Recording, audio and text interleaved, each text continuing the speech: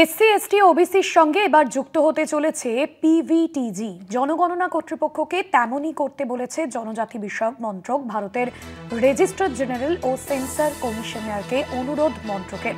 ভারতের 18টি রাজ্য আন্দামান নিকোবরে আছে 75টি পিভিটিজি। আমাদের পলিটিক্যাল এডিটর আশিস চট্টোপাধ্যায় রয়েছেন সরাসরি নিউজ রুম থেকে। আশিস দা, এ বিষয়ে কি খবর পাওয়া যাচ্ছে? দেখো, ভারতে একেবারে যখন প্রথম ভোট হয়েছিল তার আগের থেকেই শিডিউল ট্রাইব অর্থাৎ উপজাতিদের সংখ্যা গণনা করা হয়। উপজাতি এসটিদের জন্য লোকসভা বিধানসভাতে আসন সংরক্ষিত রয়েছে, বিভিন্ন নির্বাচনে আসন সংরক্ষিত রয়েছে।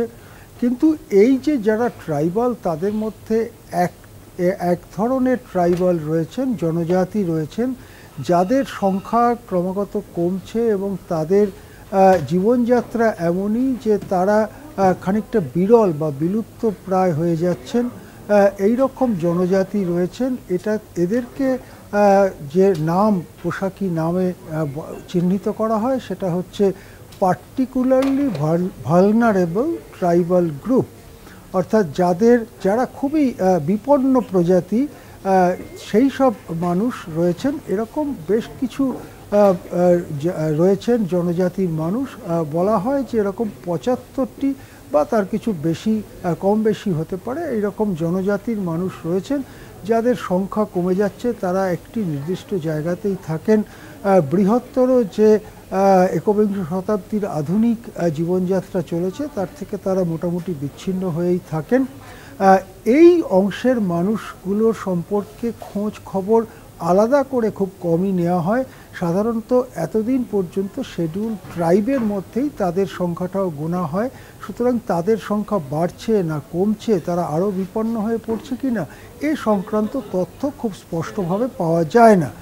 কোনো কোনো গবেষক কখনো কখনো এই ধরনের কোনো এলাকায় গিয়ে তারা কিছুটা তথ্য সংগ্রহ করে তারা পেপার পাবলিশ করেন বটে, কিন্তু তা দিয়ে সারা দেশের চেহারাটা বোঝা যায় না।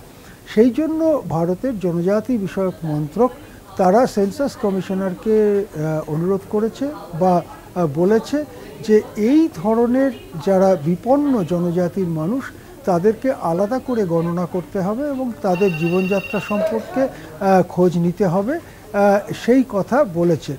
সেন্সাস যখন হবে তখন এ বিষয়ে খোঁজ নিতে সেন্সাস কমিশনারের একটু বাড়তি নির্দেশিকা দিতে হবে এবং সেই অনুযায়ী বাড়তি যে ফর্ম বা যে প্রশ্নগুলো তৈরি করা হয় সেরকম প্রশ্ন তৈরি করতে হবে। এর থেকে আরও একটি ব্যাপার বোঝা যাচ্ছে যে সেন্সাস শুরু করার ব্যাপারে, জনগণনা শুরু করার ব্যাপারে জোর কদমে কাজ চলছে এবং সেই কাজ চলছে যে পর্যায়ে, সেই পর্যায়ে জনজাতি বিষয়ক মন্ত্রক এই পদক্ষেপটি নিয়েছে।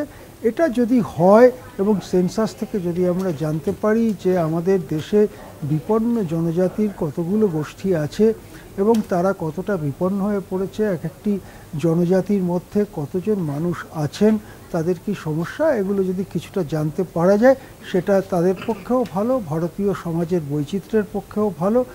সেই কারণে এই জনগণনার মধ্যে এই জিনিসটিও অন্তর্ভুক্ত করার কথা বলেছে ভারতের জনজাতি বিষয়ক মন্ত্রক।